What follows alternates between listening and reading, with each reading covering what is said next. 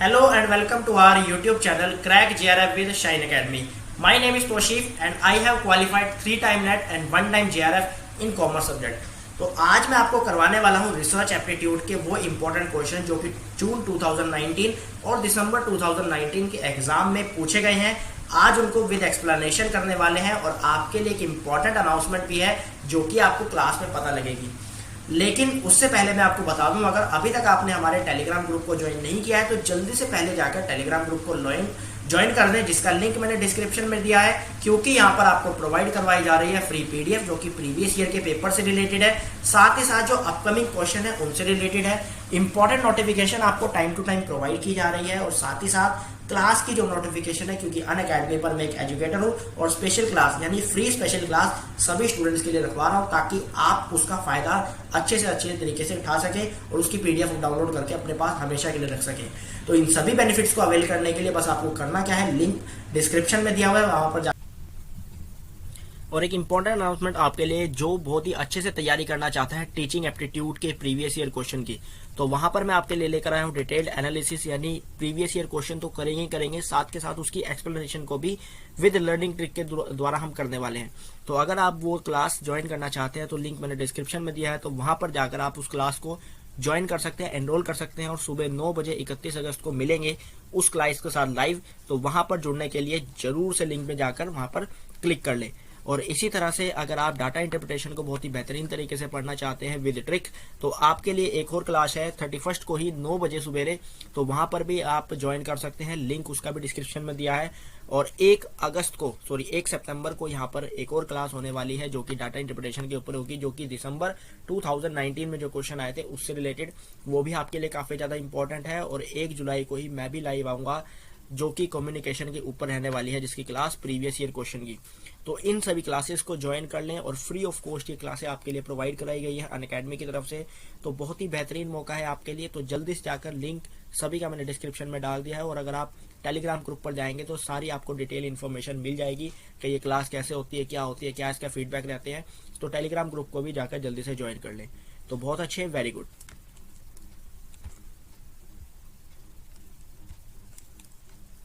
चलिए, तो अनअकैडमी पर अगर आप सब्सक्राइब करना चाहते हैं तो बहुत ही अच्छा मौका है अभी आपके लिए, क्योंकि एग्जाम आपके पास में है और सभी टीचर यहाँ पर पूरी तरह से एक्टिव हो चुके हैं, क्योंकि यहाँ पर आपको मिलेगी daily live classes, live test और क्विजेस, स्ट्रक्चर पूरा का पूरा कोर्स रहेगा और अनलिमिटेड एक्सेस रहेगा किसी भी क्लास का, किसी भी पीडीएफ का। तो इन सभी बेनिफिट को अवेल करने के लिए बस आपको करना क्या है, इनमें से किसी एक पर टिक करना है और नीचे जब आप यहाँ पर जाएंगे तो मेरा कोड डालना है, जो कोड है TOSHEEF10। ये कोड डालते ही आपको इंस्टेंट 10% का डिस्काउंट मिल जाएगा। और जो आप क्रेडिट्स देखते हैं पढ़कर, लाइव क्लासेस देखकर या रिकॉर्डेड क्लासेस देखकर, उसका भी आपको 10% मिल जाएगा। तो ऑलमोस्ट 20% आपके लिए रेडी है। तो बस आपको करना क्या है, जाना है, सब्सक्राइब करना और अपनी तैयारी शुरू कर लेनी है। चलिए शुरू करते हैं। और पहला क्वेश्चन हमारा आज का ये है कि पहला क्वेश्चन ये है, research design that need to collect factual information on a continuing basis is classified। यानी ऐसा रिसर्च डिजाइन जिसमें जो फैक्चुअल इंफॉर्मेशन है वो कॉन्टिन्यूइंग बेसिस पे यानी टाइम टू टाइम बेसिस पे कलेक्ट की जाती है, उसको क्या कहा जाता है? तो उसको कहा जाता है हमारा लॉन्गिट्यूडिनल स्टडी डिजाइन। ये लॉन्गिट्यूडिनल स्टडी डिजाइन क्या होता है, एक बार आप देख लीजिए। लॉन्गिट्यूडिनल डिजाइन ये होता है कि हम सेम चीज over the more than occasion जब उसको हम स्टडी करते हैं। फॉर एग्जाम्पल, अगर हम पॉपुलेशन की स्टडी करते हैं 2001 से लेकर 2010 के बीच में, तो 2001 में भी हम पॉपुलेशन के ऊपर स्टडी कर रहे हैं, 2002 में, 3 में, 4 में, यानी समय बदल रहा है, हमारी स्टडी नहीं बदल रही। समय बदल रहा है, स्टडी नहीं बदल रही, तो उसी को हम क्या बोलते हैं, लॉन्गिट्यूडिनल रिसर्च डिजाइन। तो यहाँ पर हम बहुत सारी चीजें करते हैं, जैसे यहाँ पर बताया हुआ है, study of shopping choice of student on the day in November, December, January, February. Student क्या कर रहा है, शॉपिंग ही कर रहा है, लेकिन टाइम क्या है, अलग अलग यहाँ पर हो रहे हैं। तो एक होता है क्रॉस सेक्शनल और एक होता है लॉन्गिट्यूडिनल। इसके बीच में भी आपको थोड़ा सा डिफरेंस पता होना चाहिए। यहाँ पर होता है 1 पॉइंट इन टाइम, जबकि यहाँ पर होता है सेवरल पॉइंट इन टाइम। कहने का मतलब ये है कि यहाँ पर एक एस्पेक्ट होता है और एक ही टाइम होता है, जबकि यहाँ पर एक एस्पेक्ट होता है यानी और डिफरेंट टाइम होते हैं। तो यहाँ पर सैंपल जो है, जो रिसर्च जो है वो अलग अलग तरह की जाती है, जबकि यहाँ पर एक ही तरह की research over the period of time की जाती है। यहाँ पर क्या हो जाता है, ये सोसाइटल लेवल को चेंज करने के लिए किया जाता है, यानी हमारी सोसाइटल लेवल में क्या चेंज आया, कितने % का चेंज आया, और ये इंडिविजुअल लेवल पे जो चेंज आता है ओवर द ईयर उसको देखने के लिए स्टडी की जाती है। तो इसके अंदर एटीट्यूड सर्वे, फोर्स सर्वे आ जाता है, और इसके अंदर आ जाता है कोहॉर्ट स्टडी और अंडरस्टैंडिंग सोसाइटी। तो ये जो स्लाइड है, ये जो PDF है, ये आपके लिए बहुत ही ज़्यादा इंपॉर्टेंट है। तो यहाँ से देखकर आप अपने क्रिस्पी नोट भी बना सकते हैं कि लॉन्गिट्यूडिनल और क्रॉस सेक्शनल स्टडी में किस तरह का डिफरेंस होता है। नेक्स्ट क्वेश्चन हमारा है, from the list given below identify those question which are called process rather than content based question. यानी इन लिस्ट में से हमें उस क्वेश्चन को आइडेंटिफाई करना है जो कि कंटेंट बेस्ड क्वेश्चन की तरह ही ट्रीट होता है। अब ये कंटेंट बेस्ड क्वेश्चन क्या होता है यह भी मैं आपको समझाऊंगा, लेकिन इसका आंसर होने वाला है आपका option number D, that will be divergent question, that will B content based question, जो कि होगा जरूर, और साथ ही साथ ओपन एंडेड क्वेश्चन। अब ये क्वेश्चन होते क्या हैं, इनको वन बाय वन डिस्कस करते हैं। सबसे पहले तो आपको पता होना चाहिए प्रोसेस बेस्ड क्वेश्चन किसे कहा जाता है। प्रोसेस नाम से ही पता लग रहा है, यानी ऐसे क्वेश्चन जिसके अंदर हमें डेप्थ नॉलेज तक जाना है, डेप्थ नॉलेज में से वो चीज निकाल कर बाहर लानी है, एक ऐसा प्रोसेस अपनाना है जो कि हर तरीके से अप्लाई हो। एक होता है डाइवर्जेंट। डाइवर्जन का मतलब होता है उसके अंदर डाइवर्स होना, उसके अंदर कोग्निटिव थिंकिंग एबिलिटी को जज करना। इस तरह के जब क्वेश्चन क्रिएट कर जाते हैं तो उसको बोलते हैं divergent question. Concept based question, जो कि कंसेप्ट के ऊपर, लॉजिकल कंसेप्ट के ऊपर बेस्ड होते हैं। ओपन माइंडेड क्वेश्चन कौन से होते हैं, जिसमें जस्ट आपको आंसर अपना यस या नो में देना होता है। और कंटेंट बेस्ड क्वेश्चन कौन से होते हैं, जिसमें आप पूरा पहले ओवरव्यू बनाते हैं, उसके बेस पर क्वेश्चन रखते हैं, यानी अकॉर्डिंग टू योर सिलेबस। जैसे आपका एग्जाम होता है, एग्जाम में जो क्वेश्चन पूछे जाते हैं वो कंटेंट बेस्ड क्वेश्चन से ही पूछे जाते हैं। तो इसका जो आंसर आ जाएगा वो हो जाएगा option number D, that will be divergent, content based and open questions. तो next question we will move and the from next question हमारा क्या होगा, from the list given below identify those which are called non probability sampling. इसमें से आपको बताना है non probability sampling कौन सी होती है। तो नॉन प्रोबेबिलिटी सैम्पलिंग इसमें आपकी होगी, नॉन प्रोबेबिलिटी सैम्पलिंग इसमें से आपकी होगी, एक तो डायमेंशन सैम्पलिंग इसको कहा जाता है, साथ ही साथ स्नोबॉल सैम्पलिंग, और साथ ही साथ इसके कोटा सैम्पलिंग को भी हम नॉन प्रोबेबिलिटी सैम्पलिंग में शामिल करते हैं। तो चलिए देखते हैं कौन कौन सी इस लिस्ट में शामिल है। एक तो स्नोबॉल है, convenience sampling, quota sampling, judgement, availability, respondent assistant और डायमेंशन सैम्पलिंग। इस स्लाइड से आप सारी नॉन प्रोबेबिलिटी सैम्पलिंग को यहाँ पर काउंट कर सकते हैं।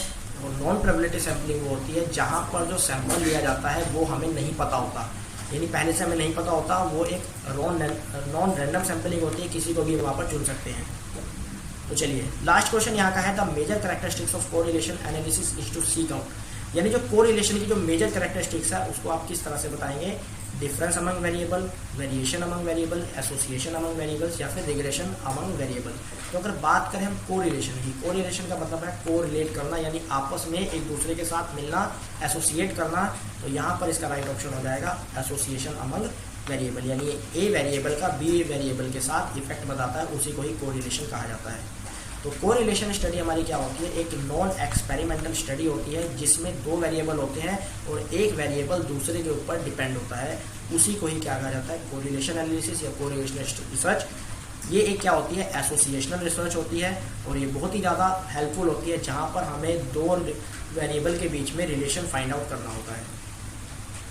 एक क्वेश्चन ये है the time frame in which a study explore a situation और अ प्रॉब्लम इज कॉल्ड, यानी उस स्टडी को क्या कहा जाता है जब आप किसी सिचुएशन को या किसी प्रॉब्लम को स्टडी करते हैं। तो रेफरेंस पीरियड, एज, लॉन्गिट्यूडिनल या फिर रेट्रोस्पेक्टिव टाइम।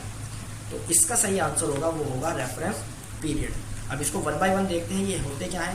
रेफरेंस पीरियड क्या कौन सा होता है, जिसमें आप सिचुएशन और प्रॉब्लम को एक्सप्लोर करते हैं, उसके बारे में स्टडी करते हैं, उसी को क्या कहा जाता है रेफरेंस पीरियड कहा जाता है। यानी रेफरेंस आपकी क्या होगी प्रॉब्लम, पीरियड आपका क्या होगा वो टाइम जिसमें आप उस चीज़ को स्टडी कर रहे हैं। एज का मतलब होता है कि किसी प्रोजेक्ट पर जब आप काम कर रहे हैं वो कितना लेंथी होगा, कितने आगे, कितने लंबे समय तक वो आगे जाने वाला है, उसी को ही क्या कहा जाता है एज कहा जाता है।